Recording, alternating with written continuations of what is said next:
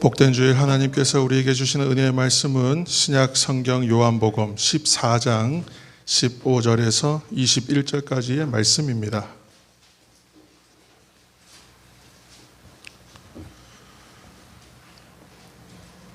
신약 성경 요한복음 14장 15절에서 21절까지의 말씀, 신약 성경 172면 전후에 걸쳐 있습니다.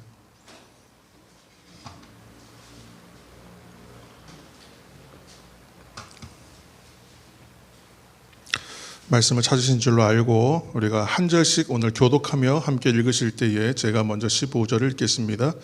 너희가 나를 사랑하면 나의 계명을 지키리라.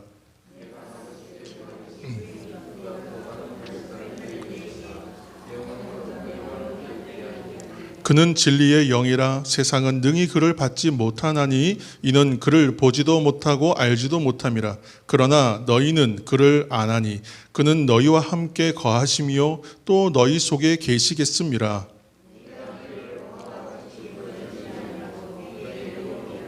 조금 있으면 세상은 다시 나를 보지 못할 것이로되 너희는 나를 보리니 이는 내가 살아있고 너희도 살아있겠음이라.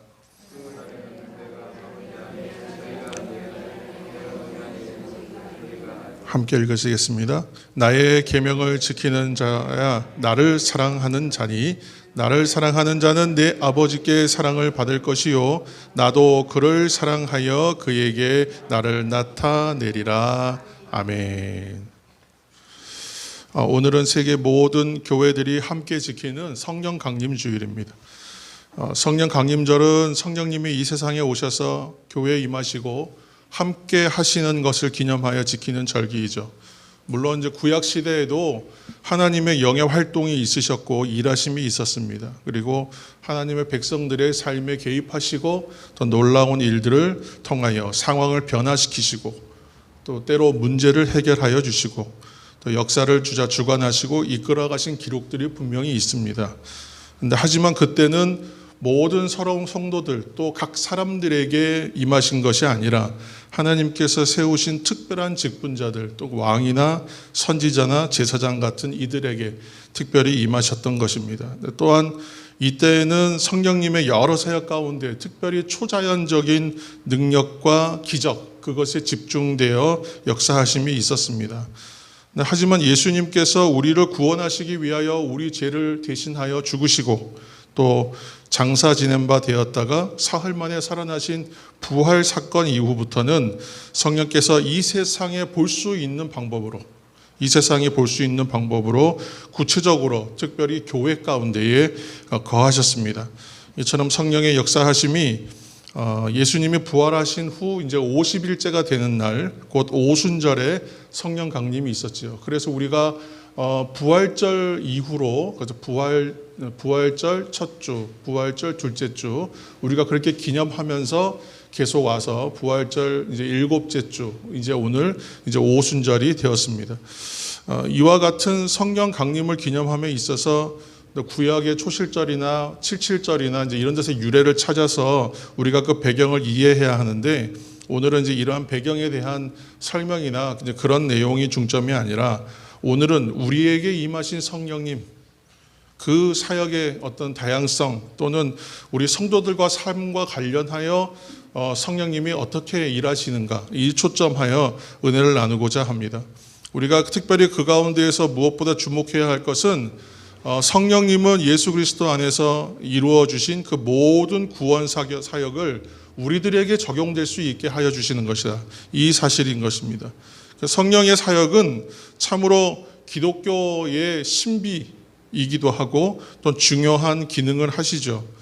기독교만의 독특성이다라고 하는 모든 특징들 이것들은 성령님의 사역과 거의 다 모든 것이 연관되어 있다 말해도 과언이 아닙니다. 이처럼 성령께서는 여러 다양하고 영적인 능력과 은사들을 우리에게 베풀어 주시고 허락하시는 분이시죠. 예를 들어서 말씀을 분별할 수 있게 하고 또 모든 그런 사실들이 믿어지게 하기도 하시고 또 병을 고치시고 또 우리의 환경과 상황과 여건에 개입하시고 그래서 구체적으로 우리의 삶을 주장하시고 인도하여 주시는 분이 성령님이죠.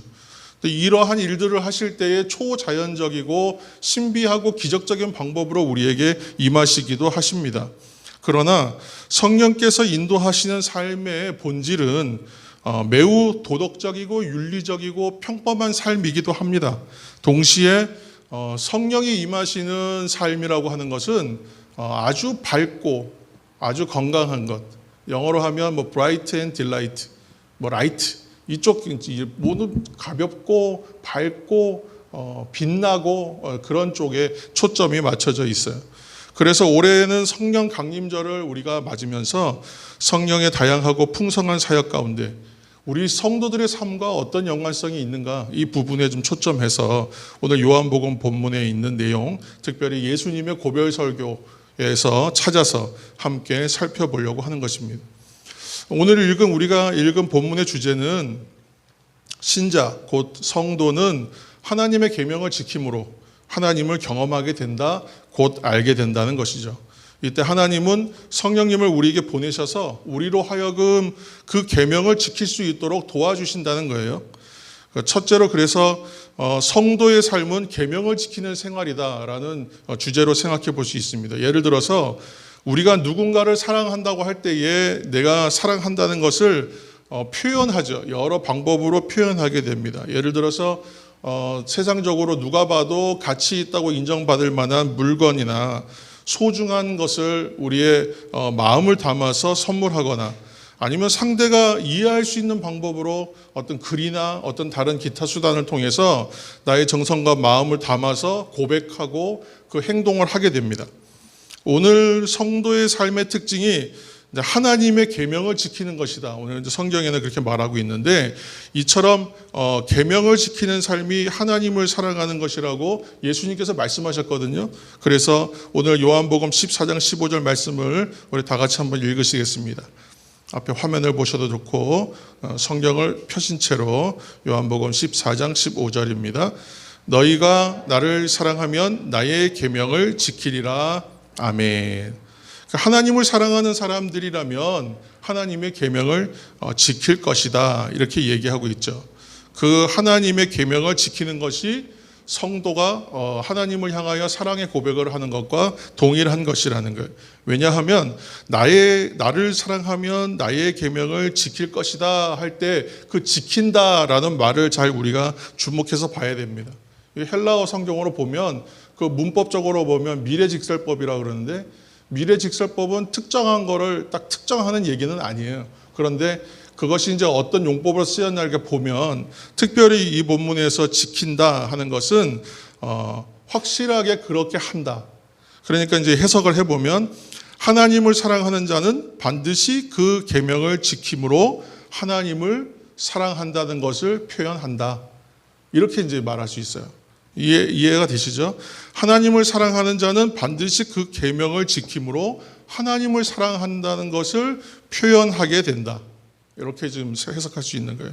그러니까 사랑하는 성도 여러분, 이처럼 하나님을 사랑하는 성도라면 신앙의 참된 고백을 드려야 하죠. 또한 동시에 하나님의 계명을 지키고 행함으로 우리가 내가 주님을 사랑한다는 것을 드러내야 된다. 표현해야 된다. 때로는 요즘에 잘 쓰는 표현으로 삶으로 증명해야 한다. 이렇게 말할 수 있는 것입니다. 요한일서 2장 3절에서 4절까지의 말씀을 이제 화면을 함께 보시겠습니다. 함께 읽으시겠습니다. 우리가 그의 계명을 지키면 이로써 우리가 그를 아는 줄로 알 것이요 그를 아노라 하고 그의 계명을 지키지 아니하는 자는 거짓말하는 자요 진리가 그 속에 있지 아니하되. 아멘. 그렇다면 성도의 삶의 특징은 하나님을 사랑하는 사람이라, 그리고 하나님의 말씀을 지켜 행하는 사람이다, 그리고 주님의 계명을 지키는 생활을 하는 사람이다, 이렇게 정의할 수가 있게 되는 거예요. 하나님의 계명은 성도된 우리를 어떻게 지도하고 계시는가?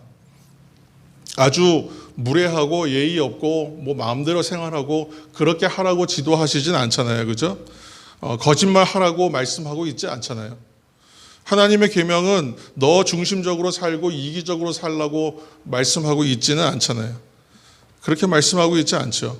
하나님의 계명은 오히려 우리로 하여금 진실하고 정직하게 살아야 하고 예의 있게 살아야 하고 맡은 일에 성실해야 하고 부모님을 공경해야 되고 남의 것을 탐내지 않고 오히려 내 것을 줄 수 있어야 하고 자녀들을 키울 때는 주의 교훈과 훈계로 바르게 키워야 하고 내 이웃과 다른 사람들을 배려해야 하고 내 자리에서 때로는 썩어지도록 헌신해야 하고 또 가난한 자를 보면 구제할 줄 알아야 하고 희생하고 봉사하고 책임감 있게 살아야 하고 또 친절해야 하고 상냥해야 한다.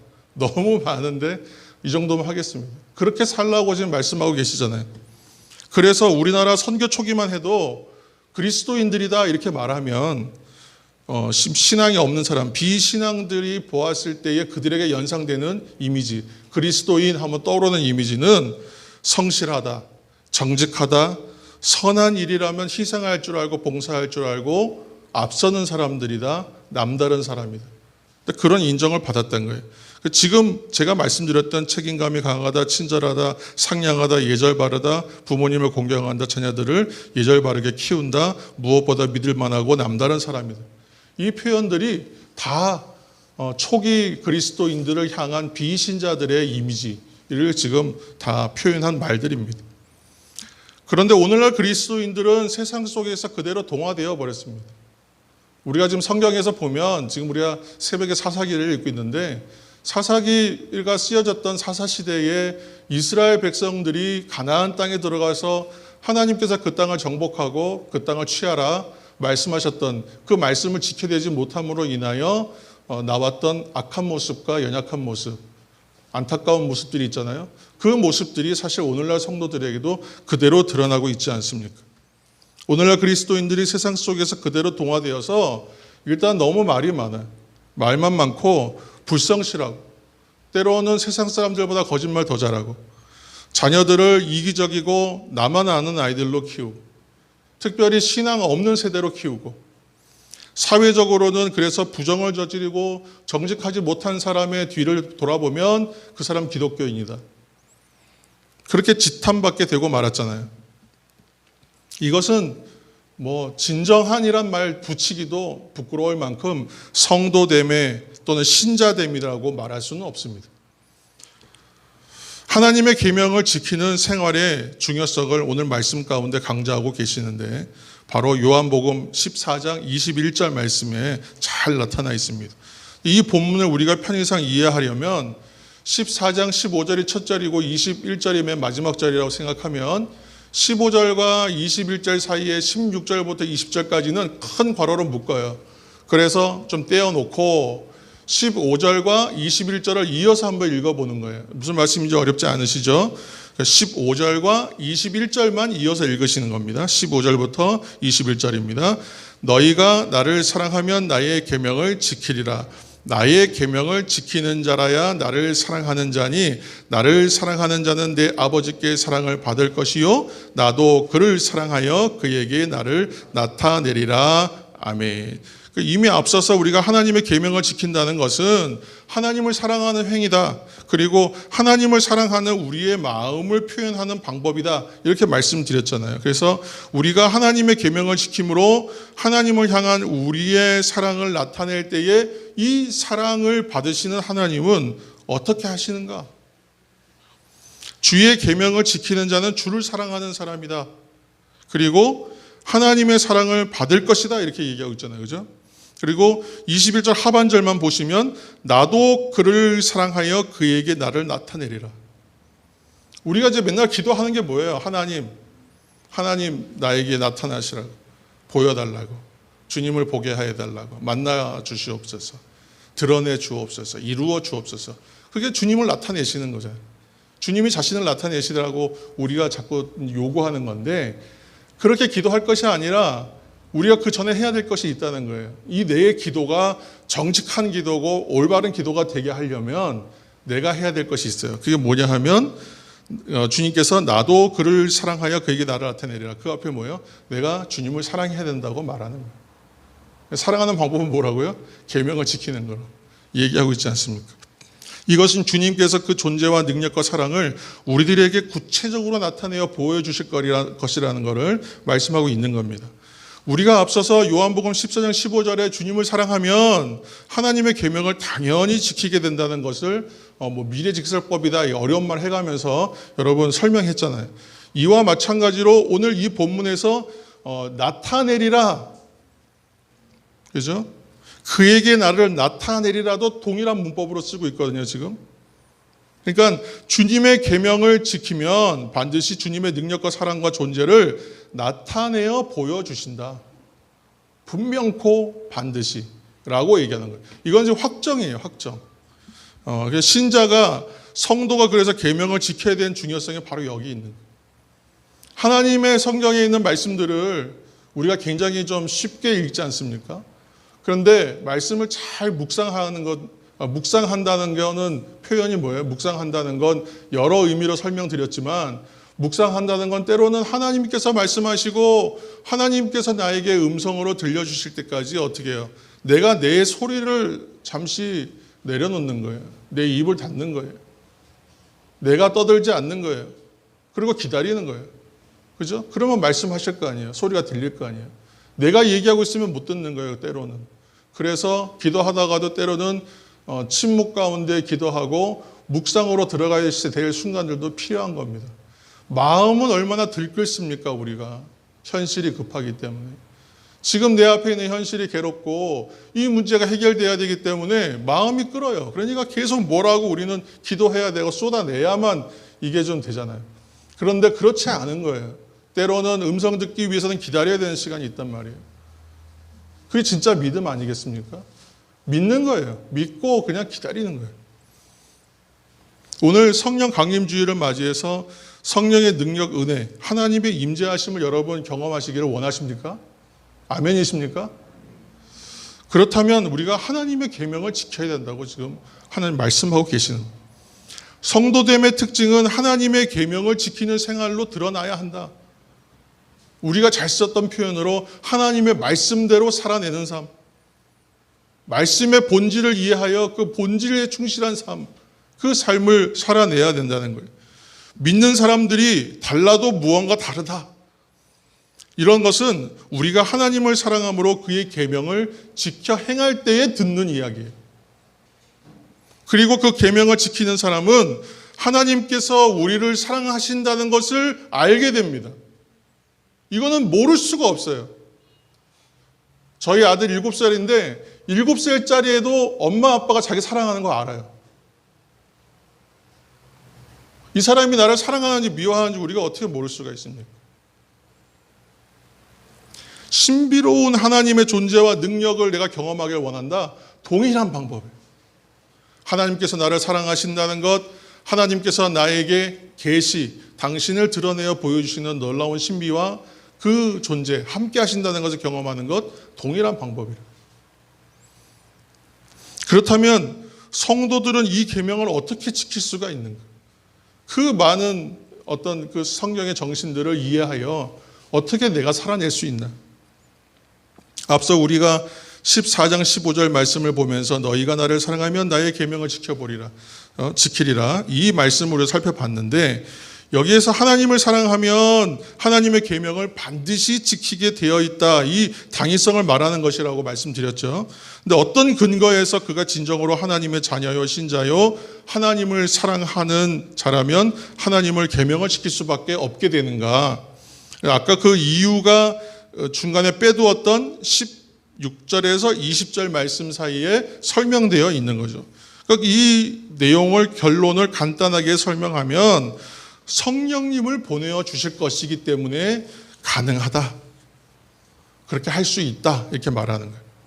그러니까 하나님의 말씀과 계명을 지키는 자라야 사랑한다. 그 계명을 지키는 자에게 내가 사랑한다는 것을 알게 하고 나타내 보여줄 거다. 그런데 그 중간에는 성령이 계시기 때문에 가능하다. 우리한테 그냥 너가 알아서 열심히 잘해야 되고 너가 못하면 못 보는 거고 잘하면 볼 수 있어. 그런 얘기가 아니에요. 성령께서 오신다는 얘기를 하는 거예요, 지금. 이게 굉장히 중요한 얘기예요. 모든 신자가 계명을 지킬 수 있도록 성령을 주셨다라고 얘기하는 거예요. 이것이 할 수 있느냐 없느냐의 얘기가 전혀 아니거든요. 그러니까 우리가 가지고 있는 개역 성경에는 이 좀 표현이 감추어져 있는 것이 많아요. 생략되어 있는 것이. 그 원문에 보면 세미콜론이 있거든요. 앞에 이 세미콜론. 이걸 세미콜론이라고 하잖아요. 땡땡이를. 그래서 세미콜론은 뭐예요? 어떤 사실을 비교하는 거예요. 또는 이유를 뒤에다 부연하여 설명할 때 쓰는 기호잖아요. 그래서 오늘 본문에서는 주님을 사랑하는 자는 주님의 계명을 지켜야 한다는 그 말에 대하여 이유나 설명을 하고 있는 거예요. 뒤에다.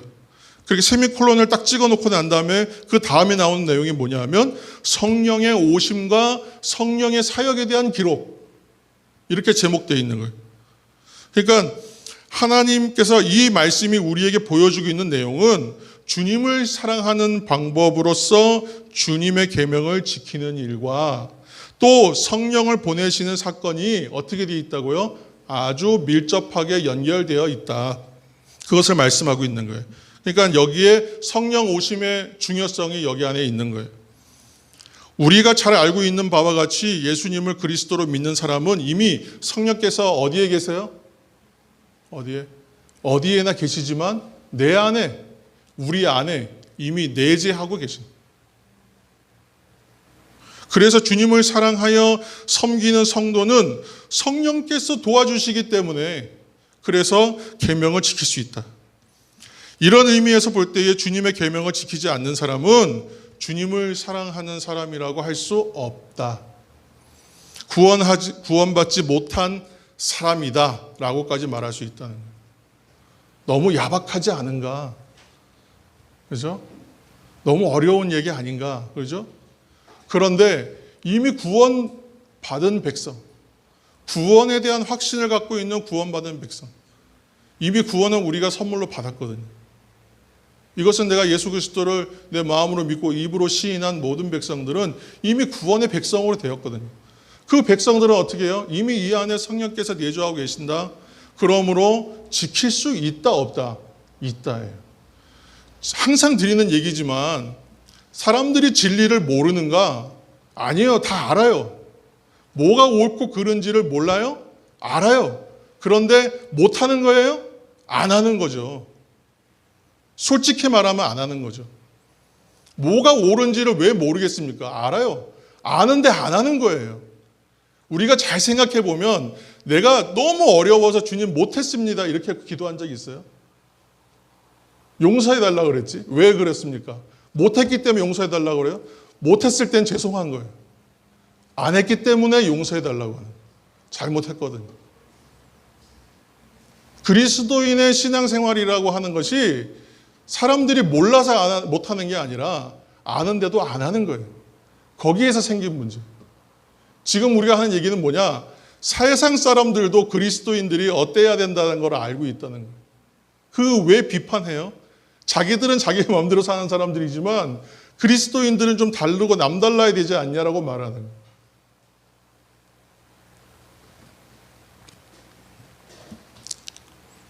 하여튼 잘 해야 되죠, 뭐. 그죠? 여러분. 우리가, 그렇다면 이제 성령은 어떤 존재인가? 성령은 우리가 성령에 대한 바른 이해를 위해서 먼저 성령 하나님에 대한 오해, 잘못된 이해를 몇 가지 바로잡는 게 유익할 것 같습니다. 성령에 대한 오해 중에 첫 번째는 성령 하나님에 대해서 생각할 때 좀 어려운 얘기를 하면 삼위일체 하나님으로 인식하지 않는다. 그렇게 지금 말하거든요. 그러니까 왜냐하면 성부 하나님과 성자 하나님과 성령 하나님을 각각의 객체 하나의 위격으로 따로 이해한다는 거예요. 그러니까 우리가 지금 이제 교리를 공부할 시간이 따로 이제 있을 텐데 아직은 지금 코로나 때문에 못하지만 우리가 이제 성경에 대해서 좀 교리에 대해서 공부할 때에는 삼위일체 하나님을 대부분 제일 먼저 하나님은 누구신가 이렇게 하면서 삼위일체 하나님을 다루게 됩니다. 왜냐하면 삼위일체라는 개념은 좀 어렵거든요, 이해하기가. 그런데 아무튼 지금은 그걸 좀 설명을 길게 못하지만 성령을 이 삼위일체 하나님 가운데 한 분이신 성령 하나님으로 이해해야 하는데 그렇지 않기 때문에 생기는 문제다. 이렇게 일단은 여러분 좀 저장해 두시기 바랍니다. 다만 어떻게 이해하냐면 성령을 특별한 어떤 신비한 능력으로 이해. 예전에 제가 그 장신대 학부 공부할 때는 교수님이 이렇게 썼어요. 뒤에다가 Holy Spirit is not energy 이렇게 썼어요. 성령은 에너지가 아닙니다. 이렇게 얘기했던 거예요. 왜냐하면 그때만 해도요, 우리가 그 경배와 찬양에 막 그런 부음이 막 일어나서 그렇게 찬양하다가 그 세대로 은혜 받고 신학교 온 친구들이 많았단 말이에요. 80년대에 경배와 찬양, 온누리교회 가서 찬양하고 올레이션스 가서 찬양하고 막 은혜 받았고 신학교 온 친구들이 많았어요. 그러니까 성령의 홀리 스피릿, 성령을 뭐로 생각하냐면 이게 빠지직하고 뭐 받는 신비한 능력으로만 이해했단 말이에요. 그런데 성령은 그러한 하나의 어떤 현상이나 어떤 특별한 능력으로만 이해할 것이 아니라 그분이 하나님이시라고. 예를 들어서 성령을 받으면 무엇이든지 할 수 있다. 물론 하나님께서 함께 하시면 무엇이든지 못할 것이 없죠. 그러나 여기서 말하는 건 무적 카드처럼 생각한다는 거예요. 신비한 능력으로만 이해하는 거예요. 마술적 능력으로 이해한다. 성경에 보면 사도행전 8장 이하에 보면 이런 얘기가 나와요. 사도들이 아주 놀라운 이적들과 기적들을 행하니까 마술사 시몬이 그 성령님을 잘못 이해해갖고 하는 얘기. 마술사 시몬이 빌립의 전도를 받아서 세례를 받아요. 그리고 나서 기독교 신앙에 대해서는 별로 아는 게 없는데 세례를 먼저 받은 케이스예요. 그리고 나서 이제 사도들이 행하는 특별한 기적들을 보니까 너무 놀랍거든. 자기가 보니까 너무 신기하고 자신도 그런 능력이 있으면 좋겠다라고 생각한 거예요. 그래서 놀라면서 그러한 능력을 행할 수 있도록 나에게 안수하여 달라. 성령 받게 해달라. 나도 그 능력 좀 발휘하게. 이렇게 말합니다. 그때 베드로가 뭐라고 얘기하냐면 말씀 한번 보시죠. 베드로가 이르되 내가 하나님의 선물을 돈 주고 살 줄로 생각하였으니 내 은과 내가 함께 망할지어다. 뭐 이 정도면 저주죠, 그렇죠? 아나테마, 저주하는 거예요. 이런 이제 오해가 있다는 거고요. 둘째는 이제 오순절 개통교회에서 가지고 있었던, 그래서 많이 전파된 개념이죠. 성령을 하나님께 종속되어 있는 것으로 이해하는 거예요. 왜 그러냐 하면 하나님께 구하면 하나님께서 이게 뭐 성자든 성부든 어디서 나오든 간에 하나님께서 성령을 내어주시는 것처럼 이렇게 이해하는, 그렇게 이해하는 것이 또 오해가 있어요. 그러나 성령님은 하나님이시죠. 그래서 오늘 이 본문에서 하나님이 보내실 다른 보혜사다. 이 말도 사실은 이러한 오해들을 낳게 하는 말 중에 하나인데, 이 말이요, 보혜사 성령께서 오히려 삼위일체 하나님이시라는 것을 분명히 보여준 증거가 돼요. 자, 16절 말씀을 한번 읽겠습니다. 16절 시작. 내가 하나님께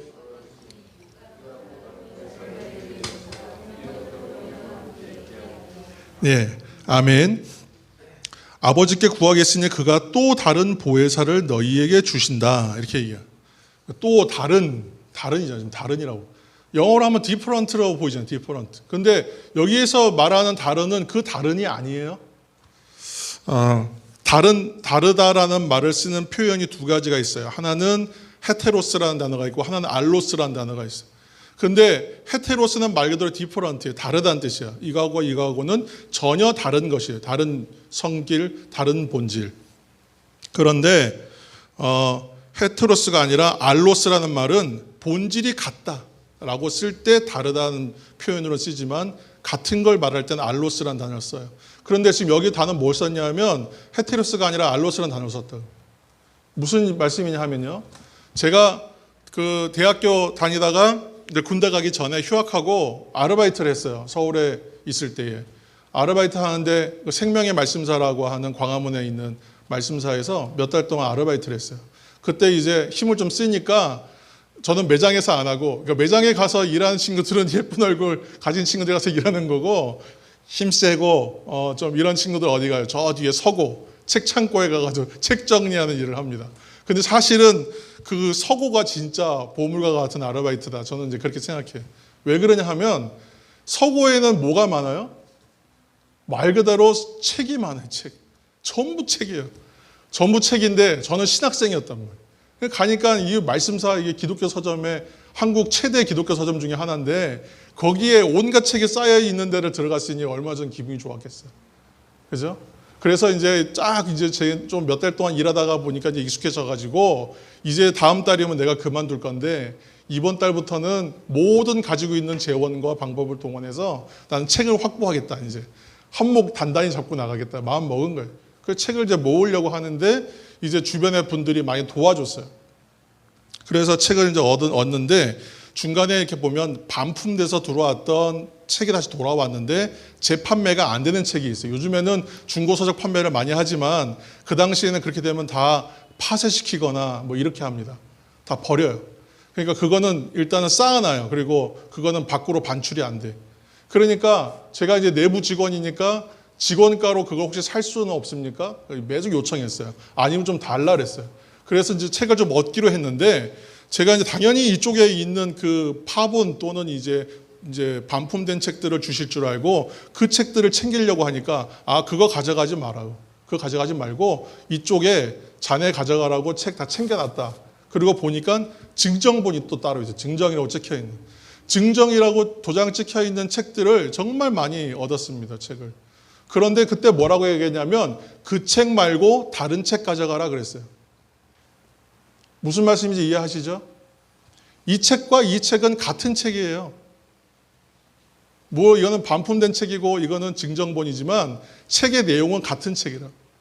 근데 다른 책이라고 말하잖아요. 지금 이때 말할 때 알로스라고 말하는 거예요.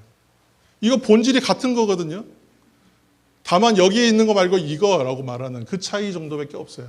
그러니까 본질상 같은 것인데 다른 것이라고 말할 때 그때 같은 위격의 같은 본질이지만 다르신 분이다. 삼위일체가 그 개념이잖아요. 그러니까 지금 다른 하나님을 보낸다. 같은 분이지만 다른 하나님. 곧 그분이 누구세요? 보혜사 성령 하나님.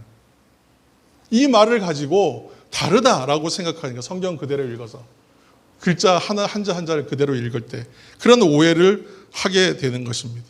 그러니까 예수님께서 다른 보혜사를 보내주시겠다 하는 것은 성자 하나님이신 예수님과 동일한 하나님이시다.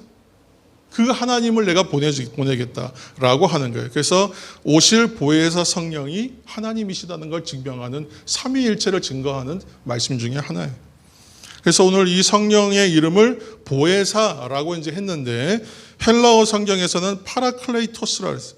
그 위로자다, 상담자다, 또는 헬퍼, 돕는 자다 이런 표현으로 이제 영어 성경에 번역되어 있어요. 이 이름이 의미하는 것처럼 성령님은 매우 인격적인 하나님이시죠.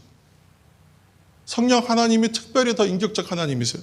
왜냐하면 성령 하나님은 성도들과 교회 공동체와 함께 하시는 하나님. 오늘날 우리와 동행하시는 하나님이시라는 거예요. 그래서 함께 하시고 도우시는 하나님. 그래서 성령 하나님의 역할이 중요한 거예요. 그러니까 보혜사 성령이 성령 강림절을 왜 우리가 지키냐면 그 성령께서 우리 가운데 오셨다. 그걸 기념하는 거예요. 그게 정말 중요하거든요. 이게 우리의 삶의 원리와 살 수 있는 방법과 통용되는 우리의 진리들을 다 깨달아 알고 이 땅을 살아가는 방법을 열어주신 하나님이 성령 하나님이기 때문에 그렇습니다. 성령 하나님이 신비한 능력을 주시고 기적을 일으키고 뭐 막 번쩍번쩍하게 하고 이렇기 때문에 성령 하나님이 중요한 게 아니에요. 이것은 성령 하나님께서 우리로 하여금 주님의 계명을 지키게 하시고 하나님의 사랑을 느끼게 해주시고 그래서 하나님의 능력과 은혜와 사랑을 경험하는 그런 성도의 본질적인 삶을 살 수 있도록 하시기 때문에 성령의 오심이 중요한 거예요. 우리가 주님을 믿는 자녀요 성도라면 당연히 그에 합당한 삶으로 나타내야 하는 거예요. 그건 오늘 말씀을 따를 때 주님의 계명을 따라 살아가는 그런 성도의 삶이에요. 그래서 우리 성도에게 있어서 계명을 지키며 사는 생활은 구원받은 사람의 결과로서 드러난 변화된 행동입니다. 이게 변화된 행동. 그래서 이러한 합당한 삶이라고 그러잖아요. 합당하다. 성경에서 나오는 표현 하나도 버릴 게 없다 그랬습니다. 합당하다는 말은 무슨 의미라고 했죠? 천칭저울이에요. 천칭저울. 이 저울의 무게가 같아야 돼요. 합당하다는 건 뭐예요? 받았으니 나도 살아내야 되는 거예요. 밸런스를 맞추라는 거예요. 그러니까 구원받은 것, 구원에 합당한 삶. 하나님께 사랑을 받은 자로서의 합당한 삶. 여러분 이해하시잖아요. 그렇죠? 우리가 몰라서 그런 게 아니라 아는데도 안 했다니까요. 합당한 삶의 내용이 따라오지 않는다면 나는 구원받은 사람이라고 말할 수 없다는 거예요. 우리가 어디 가서 내가 구원받은 백성이라고 얘기할 수 있겠어요? 부끄러워서. 수많은 증언을 들었던 것처럼 구원과 행위라고 하는 것은 그래서 분리할 수가 없는 거예요. 자꾸 이거를 그 얕은 신학적 지식을 가지고 자유의지니 믿음과 행동의 이 다른 것이다. 믿음으로 구원만이 행동으로 구원만이 자꾸 그런 오해를 자꾸 얘기하시는데 구원받은 백성은 믿음과 행동이 하나일 수밖에 없는 거예요. 그렇죠? 행위로는 구원받을 수 없다 그랬으니까 그건 아멘이에요. 믿음으로써 구원받는다니까 아멘이에요. 왜 무엇으로 구원받는다는 걸 왜 우리가 그걸 갖고 왜 증명하려고 그래요? 그거 중요하지 않잖아요. 왜요? 더 쉬운 방법을 열어주셨거든요. 더 쉬운 방법. 믿기만 하면 구원받는다고 하는 게 얼마나 쉬워요. 행위로는 안 된다고요. 율법으로서는 안 된다 그랬잖아요. 율법을 지킬 수도 없어요. 율법은 죄를 생각나게 하기 위한 것이지 죄가 무엇인지 얼마나 어려운 것인지 알게 하시려고 하는 거고 하나님께서 우리를 얼마나 사랑하셔서 완전한 수준을 요구하시는지 하나님의 기대의 폭을 알기 위한 것이지 사람으로서는 그걸로는 못 지키는 거예요. 그걸로는 구원 못 받아요. 믿기만 하면 구원받는다는 게 얼마나 행복한 일입니까? 그리고 오늘 그 사랑을 지키는 방법, 사랑하는 사람, 믿음 구원받은 사람의 삶의 행동으로서 사랑하는 것, 그 계명을 지키는 것, 말씀대로 살아가는 것이라고 얘기하면서 그걸 뭐예요? 하나님께서 계명 지키고 사랑하는 사람들에게 자신을 사랑하기 때문에 드러내 보여주실 것이다. 우리에게 아멘 하게 해놓고선 그리고 가운데다가 뭐라고 하냐면 성령이 오셨다. 성령께서 너희와 함께하면 된다. 구원받은 사람은 누구나 이에는 성령이 다 있다. 인정하고 따르면 된다. 얼마나 쉬워요. 구원의 완성을 향해 가는 길을 하나님께서 완전히 열어놓으셨다고. 이렇게 확실한 인생이 어디 있어요? 그런데도 맨날 불안해, 염려해, 걱정해, 두려워, 겁먹고, 낙심하고, 불평하고, 원망하고, 쉽게 낙담해버리고. 그거 왜 그렇습니까? 내가 누군지를 모르는 거예요. 내 존재 가치가. 내가 어디로 가야 되는지를 모르고 내가 뭘 해야 되는지를 몰라서 그러는 거예요. 나는 어립니다. 내가 잘 몰라서 그래요. 그렇게 표현하는 것밖에 안 돼요. 아이들은 그럴 수 있어. 아이들은.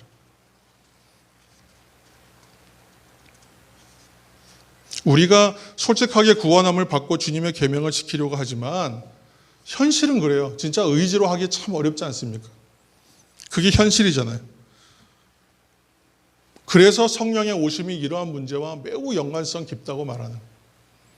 우리가 은혜로 얻은 그 구원을 누리게 하시고 그 구원받은 성도들이 주님의 계명을 지키는 일을 잘 실천할 수 있도록 성령께서 오셨다라고 하는 거죠. 이게 성령의 오심의 가장 중요한 성령님의 사역이에요. 이제 우리의 결론으로 가고 있습니다. 이미. 오늘 우리가 읽은 본문에서 예수님께서 보혜사 성령님을 우리에게 보내시는 이유를 강조해서 설명하고 있어요. 사랑하는 성도 여러분, 우리가 부모님을 사랑하면 어떻게 해요? 부모님의 말씀을 따르려고 애를 써요. 우리가 자녀를 사랑하면 자녀가 뭘 바라는지 소원이 뭔지 얘가 꿈이 뭔지 비전이 뭔지 자꾸 면밀히 살피고 어떻게든지 들어주려고 그래요. 이제 다음 달에 제 아들 생일이 있어요. 그러면 얘한테 뭘 줘야 될까 벌써 고민하고 있잖아요. 뭘 원하는지를 면밀히 살펴요. 최대한 돈을 적게 들이면서 사주려고 노력은 하지만 아무튼 주려고 노력해요. 그래서 이 아이가 뭘 바라지? 하고 지켜본다. 우리가 사랑하는 사람이 생기면 말 그대로 연애를 하면 그 사랑하는 사람이 하는 한마디가 얼마나 중요해요. 그때는 어머니 아버지 말도 안 들리잖아요. 그 말이 최우선이죠. 그만큼 사랑하면 그의 말을 지키려고 애쓰는 것이 인지상정이에요. 우리가 그래서 주님을 사랑한다면 그의 계명을 지키게 되어 있다라고 말씀하시는 거예요. 그리고 이 계명들을 잘 지킬 수 있도록 성령님을 보내주셨다. 그리고 이 성령님의 가장 큰 장점은 뭐예요? 우리와 영원토록 함께 하신다. 할렐루야. 아멘이에요. 완벽하잖아요. 우리가 예수님을 믿고 기독교 신앙을 가지고 살아가는 이유가 여기 있어요. 너무 행복하고 확실한 인생. 이걸 몰라요, 사람들이. 막 이전 투과, 여기 세상 속에서 머리 박 터지게 싸워야 돼요. 현실이 얼마나 치열합니까? 똑같은 현실은 힘들어요. 그런데 아는 사람과 모르는 사람은 삶이 달라요. 전혀 달라요. 결론이 다르기 때문에, 결론이. 과정도 달라요. 안타깝잖아요. 저렇게 열심히 살고, 치열하게 살고, 목숨 걸고 살았는데, 결국은 강남에 아파트 하나 얻는 것을 목표라고 살면 얼마나 안타깝습니까? 비트코인 오르는 거에 목을 메고 있으면 어떡해? 안타깝잖아요. 그래봐야 그거 한 세상 살고 나면 끝나는 겁니다. 성령께서는 우리와 함께 하십니다. 요한복음 14장 16절 말씀을 한번 보시기 바랍니다. 내가 아버지께 구하겠으니 그가 또 다른 보혜사를 너희에게 주사 영원토록 너희와 함께 있게 하리니. 아멘. 성령님은 예수님의 구원사역의 결과로 우리 가운데 항상 내주하고 계시는 거예요. 보혜사 성령님은 우리가 큰 기쁨을 누리는 순간에만 오시는 것도 아니고 임하는 것도 아니에요. 극심한 환난이나 고통의 순간에만 기적적으로 나타내어 보이시는 것도 결코 아니에요. 보혜사 성령님은 항상 그리고 영원히 우리와 함께 거하시는 분인 줄로 믿으시길 바랍니다. 보혜사 성령님은 그렇게 해서 이 성령을 가리켜 또 뭐라고 했냐면 진리의 성령이시다. 이것은 오시는 성령님이 진리를 증거하는 일과 관련하여 일하신다고 하는 뜻이에요. 그래서 우리가 진리를 모르는가 알게 되는 거예요. 그러니까 내가 지금 이것이 틀렸는가 맞았는가 진리를 깨달아 판단할 수 있다면 이미 성령의 내주하심에 우리가 도움을 받고 그것에 그러니까 이미 영향을 받고 있는 거거든요. 그런데 인정하지 않는 거예요, 내 이성이. 우리는 이 성령의 오심에 대하여 그래서 올바른 이해를 가져야만 신앙생활이 이상해지지가 않는 거예요. 무엇보다도 우리는 성령이 누구신지를 그래서 잘 알아야 되는 거예요. 한국 교회에도 많이 알려진 신학자가 있어요. 영국 신학자 제임스 패커라고 하는 신학자가 있어요. 이 사람 뭐라고 그랬냐면 오늘날 신자들은 정도의 차이는 있지만 자신의 그리스도의 속죄의 죽으심으로 구속을 받았다는 사실을 알고 있다. 그러니까 오늘날 신자는 좀 이해의 정도는 각각 다르겠지만 누구나 그리스도께서 우리의 죄를 위하여 죽으시고 그것으로 인하여 구속함을 받았다는 사실은 알고 있다. 그러나 그가 죽으심으로 인하여 이 세상에 오신 성령과 그 성령의 사역에 대해서는 모르겠다. 지금 예수님께서 오신 십자가 사건은 엄청나게 강조되어 있어서 십자가예요. 기독교, 한국 기독교는 모든 게 십자가예요. 올인이야, 십자가예요, 올인. 중요해요, 십자가. 그러나 십자가 사건으로 인하여 파생된 것이 뭐냐면 정말 정작 중요한 우리 현실의 삶에 중요한 건 뭐예요? 성령께서 오셨다는 거예요. 그것 때문에. 또 다른 보혜사 성령 하나님을 보내주셔서 예수님은 지금 이 땅에 우리와 함께 동행하지 않으시지만 임마누엘을 물론 하시지만 지금 우리와 함께 계시는 분은 누구예요? 내주하고 계시는 분은 성령 하나님 계시다. 이 사실을 잊어버리고 산다는 거예요. 이 말을 우리가 관심 있게 들어야 돼요. 왜 신학자들이 이런 얘기를 하는지 치우쳐 있다는 거잖아요. 치우쳐 있다. 우리가 오늘 성령 강림절을 지키고 있는 이유는 이러한 성령의 오심을 이해하고 기념하고 기억하기 위해서 하나님과 교제하고 그 능력을 경험하는 방편으로 주신 모든 계명들을 지키는 문제와 성령은 아주 밀접하게 연관되어 있기 때문이에요. 우리가 성령 강림절을 맞이해서 왜 오순절 성령 강림 사건을 얘기하지 않고 성령 보혜사 성령에 대한 이야기를 하는지 여러분 잘 들으셔야 됩니다. 오늘 모든 교회, 대부분의 교회들이 오순절 불같은 성령 이 찬송 부르고요. 지금은 이제 우리 코로나 때문에 찬양대 잘 안 서고 그러기 때문에 그렇지만 오늘 오순절 거룩한 성령께서 이 찬양 오늘 울려 퍼진 교회 원래 많았을 거예요.